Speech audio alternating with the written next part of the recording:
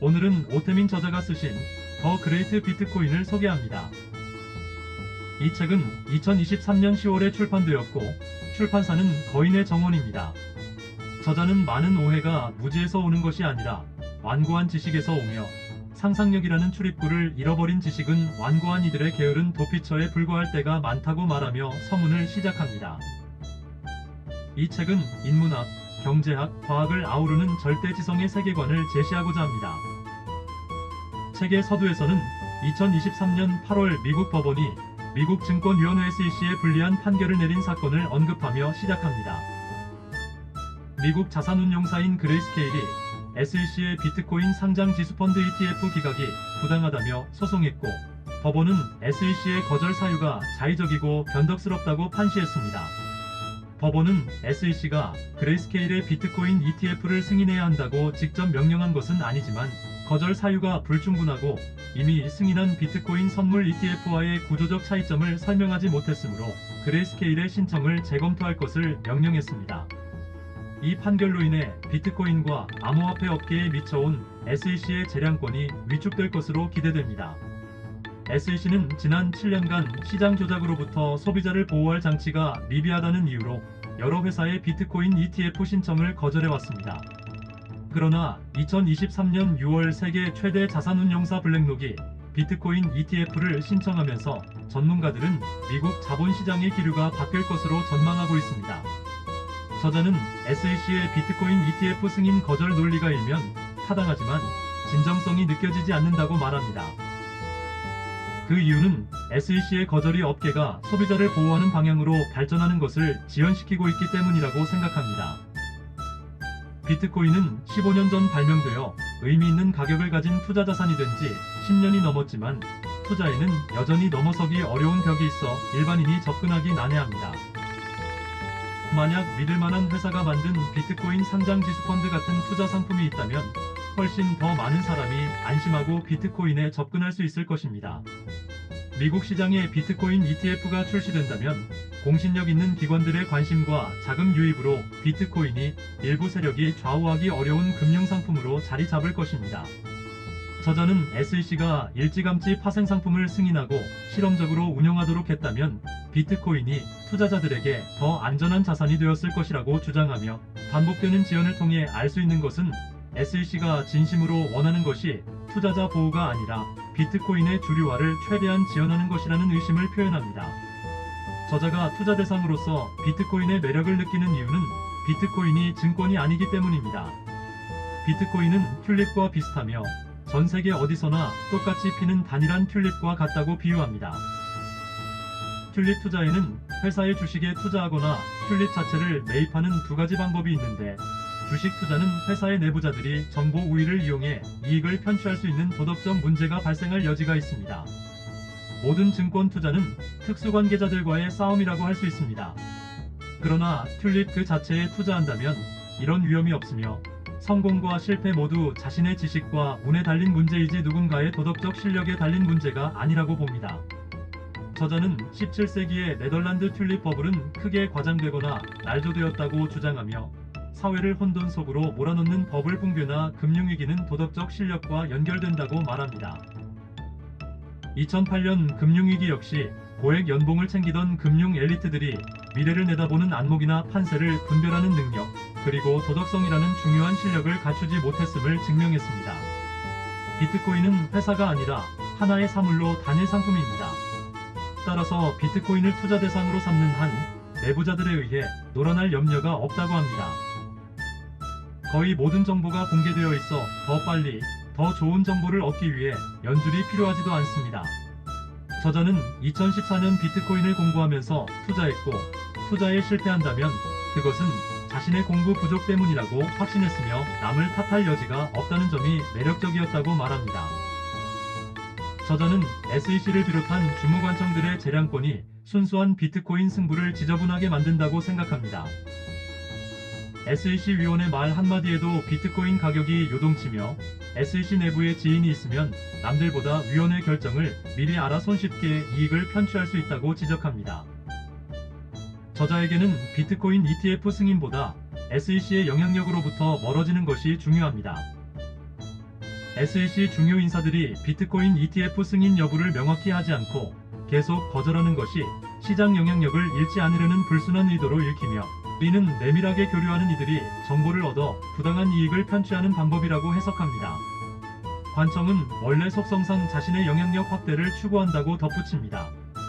비트코인은 관료의 재량권이나 회사 내부자들의 탐욕으로부터 개인의 재산을 지키려는 시도의 산물입니다. 비트코인은 분산 시스템에 대한 철학적 열정의 결과물이며, 한마디로 철학적으로 족보가 있는 현상입니다. 많은 지식인들이 비트코인을 무시한 것은 분산화에 대한 오랜 열정을 이해하지 못했기 때문일 가능성이 크다고 저자는 생각합니다. 저자 스스로도 2014년 우연히 비트코인을 만났을 때 처음에는 사기라고 생각했지만, 공부를 시작한 후 자신의 지적 수준으로 단정 지을 현상이 아니라는 것을 인정할 수밖에 없었습니다. 저자는 20대 후반 사이버머니와 온라인 도박을 연구했고, 30대에는 모바일 인터넷 사업에 투신한 경험이 있습니다. 이러한 경험이 책에 녹아 있으며, 비트코인은 탈중앙화라는 이념뿐 아니라 온라인 도박 관련 기술이며 모바일 혁명이 전 세계를 연결하는 환경 속에서 금융을 혁신할 도구라고 말합니다. 저자는 20대 초반 네트워크 시대의 도래를 예견하고 분산화에 관심을 가졌던 경험이 20년 후 비트코인을 발견했을 때 유레카를 외치게 한 이유라고 회상합니다. 당시 경영학이나 경제학을 함께 공부한 친구들은 비트코인에 대해 정반대의 태도를 취했지만, 저자는 오래전 새겨둔 분산화 학습의 흔적 때문에 비트코인에 몰입할 수 있었습니다. 저자는 2022년 가을 블록체인 프로젝트를 불특정 다수의 대중을 대상으로 실행할 것인지 결정해야 하는 기로에 서 있었습니다. 수년간 기업을 설득하려 했지만 소득이 없었고, 대중을 대상으로 하려면 높은 수준의 도덕성이 필요하며 저자와 가족은 경제적 이득을 취하지 않아야 했습니다. 정부와 게임을 하려면 근본적인 차원에서 정부를 따돌려야 하며, 발행자가 코인을 갖지도 팔지도 않으면 법적인 사건 구성이 어렵다고 설명합니다. 그럼에도 불구하고 이 프로젝트를 실행하기로 결론 내렸는데, 가장 큰 동기는 과거를 돌이켜볼 때 느껴지는 뭉클한 감정과 자신이 그려온 비트코인의 미래상을 직접 구현해 보여줄 수 있다는 매력 때문이었습니다. 2014년까지 아무도 자신에게 비트코인을 진지하게 소개하지 않았고, 이후에도 가족과 지인들이 비트코인을 이해하지 못했다는 사실이 프로젝트를 결심하게 된 동인 중 하나였습니다. 저자는 2022년 겨울부터 2023년 여름까지 2,000여 명과 함께 비트코인의 소스코드를 베껴 화폐 현상을 재현하는 데 성공했습니다. 비트코인을 낡은 기술로 치부하는 시각과 달리 비트코인의 성장 자체가 특별한 인문학적 사건이라고 본 이들은 비트코인이 등장했던 초기와 비슷한 생태계를 재현했습니다. 상식적으로는 어떤 쓸모도 없는 비트코인의 아류가 가격을 가지는 것이 불합리해 보이지만, 이 코인비트 모빅은 현재 가격을 가지며 꾸준히 오르고 있다고 합니다. 이 책은 저자의 전작들인 비트코인은 강했다 2014, 스마트 컨트랙 신뢰혁명 2018, 비트코인, 지혜의 족보 2020를 뒤섞고 간추린 것임에도 전혀 다른 책이라고 합니다. 전작들을 쓸 때는 관찰자였지만, 이 책을 쓸 때는 이미 자신이 주도한 생태계의 태생기를 성공적으로 마무리한 상태였기 때문입니다. 생태계 창출 경험이 녹아있어 생동감이 있지만, 저자의 객관적인 태도가 유지되지 못하는 위험도 있다고 말합니다. 저자는 비트코인이 만들어낼 생태계는 거대하며, 자신이 주도한 생태계는 그 일부를 차지할 것이라고 기대합니다. 저자는 독자들을 설득할 수 없다는 것을 알며, 비트코인은 설득이 불가능하다고 경험적으로 말합니다. 책을 쓰고 강연하는 것은 개미로서 페로몬을 뿌리는 행위이자, 같은 페로몬에 반응하는 동료를 불러 모으려는 퍼포먼스라고 비유합니다. 혹은 탐색벌이 좋은 꽃밭을 발견하고 동료들에게 알리는 춤과 같다고 말합니다. 저자는 지난 10여 년간의 공부, 글쓰기, 강연이 절대적인 논증이 아니라 몸짓이자 페로몬이었다고 생각하며, 비판자들은 논리적 구멍을 찾겠지만, 설득당하기로 마음먹은 이들은 이 거대하고 매력적인 세계에 심취할 것이라고 말합니다. 저자는 자신이 발견한 꽃밭이 가장 중요하다고 믿지만, 자신의 시야와 지혜, 탐색 시간은 제한적이며, 이는 더 높은 지각을 가진 존재가 자신에게 준 제한적인 과제에 불과하다는 것이 틀림없는 사실이라고 인정합니다. 이 책의 목차를 보면 다음과 같은 내용을 다루고 있음을 알 수 있습니다. 하나, 비트코인은 올인어굴이다. 비트코인의 정의 및 특징, 사토시 나카모토와 할피니, 스마트 콘트랙트, 비트코인과 CBDC 등을 다룹니다. 둘, 금융을 망가뜨리는 국가라는 이름, 금융의 탄생, 국가와 금융의 관계, 비트코인 등을 다룹니다. 셋, 화폐를 해킹하다, 비트코인을 화폐 현상으로 보고, 하드포크, 화폐 공부, 정부와 화폐 등을 다룹니다. 넷, 소유권 혁명, 비트코인이 소유권 개념에 미치는 영향, 자본의 추상화, 자산으로서의 비트코인 등을 다룹니다. 다섯, 하왈라, 모멘트형에서 일로의 도약, 송금과 택배 비유, 비트코인의 가치 등을 다룹니다. 여섯, 비트코인 채굴의 미학, 비트코인 채굴의 의미와 관련 질문들을 다룹니다. 비트코인이라는 이름의 탄생과 관련하여 2014년 뉴욕주 금융감독청 국장은 비트코인은 생선도 가금류도 아니다라고 말하며 비트코인 규제의 어려움을 토로했습니다.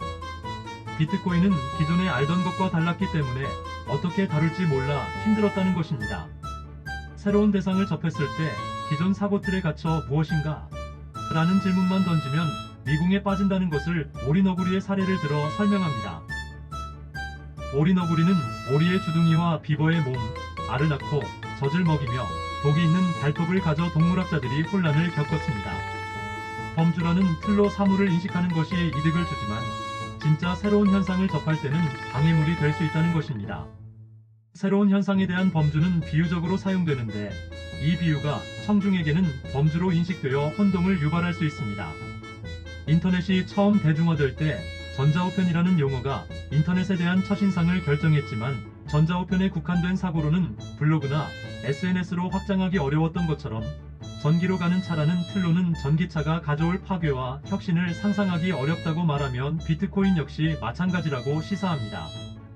비트코인이라는 장명의 비극에 대해 언급하며 비트코인은 코인이 아니며 거의 무한히 분할 가능한 전자적 숫자에 불과한데 코인이나 화폐라는 어휘가 경제학자들을 자극하여 자신들의 영역이라고 착각하게 만들었다고 비판합니다. 암호화폐는 컴퓨터나 인터넷을 만든 과학자들이 탐구하여 얻은 결실이며 국가에 빼앗기지 않고 파악되지 않으며 인터넷 정신에 맞는 탈중앙화된 화폐를 꿈꾼 결과입니다. 경제학자들은 암호화폐 탄생에 기여한 바가 없다고 말하며 경제학자들이 비트코인이 자신들의 전문적 식견으로 쉽게 판단할 수 없는 새로운 현상임을 인정할 필요가 있다고 강조합니다. 그렇다면 비트코인은 무엇일까요? 비트코인은 이중지불, 더블 스pen딩 문제를 해결하는 데 성공한 최초의 인터넷 결제 시스템입니다. 인터넷은 원래 중앙이 없는 통신 프로토콜이었지만 중앙이 없이는 이중지불 문제를 해결할 수 없어 금융기관이나 신용카드사 같은 신뢰받는 제3자가 필요했습니다. 비트코인은 신뢰받는 제3자 없이 이 문제를 해결한 시스템입니다. 비트코인은 모든 거래를 기록하고 그 기록을 모두가 공유하는 분산장부 블록체인입니다. 지불된 돈이 다른 사람에게 또 보내지는 것을 막을 수 있습니다. 장부 기록은 많은 컴퓨터가 공유하므로 위조가 불가능합니다. 돈을 이메일처럼 보내면 뭐가 좋을까요? 소액 결제가 가능해집니다. 현재 인터넷에서 소액 결제는 여러 장벽이 있습니다. 비트코인처럼 이메일처럼 간단하게 돈을 보낼 수 있다면 거대한 쇼핑몰에 입점하지 않은 영세한 상인에게서도 물건을 구입할 수 있게 되어 인터넷이 좀 더 평평한 운동장으로 바뀔 것이라고 기대합니다. 현재 구글, 네이버, 유튜브, 페이스북의 높은 독점률은 소액 거래가 어려웠던 것이 주된 이유 중 하나라고 저자는 분석합니다. 닷컴 기업들이 유료화에 실패하고 무료를 고집한 기업들이 살아남아 거대 공룡이 되었으며 이들이 개인정보의 블랙홀이 되어버렸습니다. 개인의 신원과 결제 정보를 이미 확보하고 있기 때문에 사람들은 이들 공룡을 이용하는 편리함을 택하게 됩니다. 저자는 만약 누가 누구인지 밝히지 않고도 콘텐츠를 하나씩 구입할 수 있었다면 애초에 거대 공룡이 등장하지 않았을 것이며 사토시 나카모토가 비트코인으로 그 꿈을 현실화했다고 믿습니다. 블록체인에서 어떤 사건이나 거래가 진실한지를 알려면 동료들의 지지를 받아야 하며 진실이란 가장 긴 체인을 의미합니다. 두 개의 다른 역사가 경쟁할 때 더 빨리, 더 많은 블록이 올라가는 쪽이 승리하며 결국 더 긴 체인으로 수렴하면서 단일한 장부와 역사를 유지합니다. 거래 내역은 컴퓨터 연산을 통해 해시라는 암호로 암호화되어 블록에 기록됩니다. 해시값은 원문이 조금만 바뀌어도 완전히 달라지므로 공격자가 특정 블록의 값을 수정하고 모든 후속 블록의 해시를 다시 계산하는 것은 거의 불가능합니다. 비트코인이 사용하는 해시 함수 SHA-256은 불가역적인 특성을 가지며 슈퍼컴퓨터로도 복호화에 수억 년이 걸린다는 계산이 있을 정도로 안전하다고 간주됩니다. 양자 컴퓨터가 SHA-256 체계를 쉽게 뚫지는 못할 것이라는 의견이 대세입니다. 비트코인은 익명인 동시에 너무나 투명하다는 이중적 속성을 가집니다. 비트코인의 일반적인 첫인상은 익명성이지만 모든 거래 기록은 공개되고 영구적으로 남습니다. 이는 암호로 가려져 있다는 점에서 미묘합니다. 일반 개인의 소액 거래는 익명적이지만 범죄 조직이나 정치권, 거대 기업의 관점에서는 지나치게 개방적이고 투명합니다. 정부는 모든 거래를 추적할 수는 없지만 어마어마한 범죄와 연결된 주소는 집중적으로 추적 관찰할 수 있으며 관련 모든 거래를 투명하게 복귀할 수 있습니다. 이는 증거 확보에 크게 이롭습니다. 아주 초기의 비트코이너들은 이 때문에 비트코인을 그다지 선호하지 않았다고 합니다. 비트코인 공개 주소는 은행 계좌와 비슷하지만 은행과 달리 공개 주소의 소유자 정보는 거래하면서 스스로 알려주기 전에는 알 수 없습니다. 공개 주소는 개인키에서 파생되는데 공개 주소를 알더라도 개인키를 알 수는 없습니다. 개인키는 무작위로 만들 수 있으며 겹칠 걱정은 할 필요가 없는데 이는 엄청나게 많은 조합이 가능하기 때문입니다. 수사당국이나 사법당국 입장에서는 비트코인의 모든 거래가 기록되고 오픈된다는 사실이 축복과 같습니다. 수상한 거래를 한 공개 주소를 하나 찾으면 그 공개 주소와 거래로 연결된 다른 공개 주소를 모두 찾을 수 있으며 돈을 갈취할 수는 없지만 돈과 사람의 행적에 대한 중요한 단서를 찾고 조직의 거래망을 밝혀낼 수 있습니다. 이 책은 비트코인을 단순히 기술이나 금융 상품으로 보는 것을 넘어 인문학적, 철학적, 사회적 현상으로 깊이 있게 탐구하며 새로운 지식과 경제적 기회를 탐험하도록 안내하고 있습니다. 오늘은 이 책의 1편으로 편성했습니다. 계속 시리즈로 올리겠습니다. 좋아요, 구독하기는 영상 제작에 큰 힘이 됩니다. 다시 찾아뵙겠습니다. 감사합니다.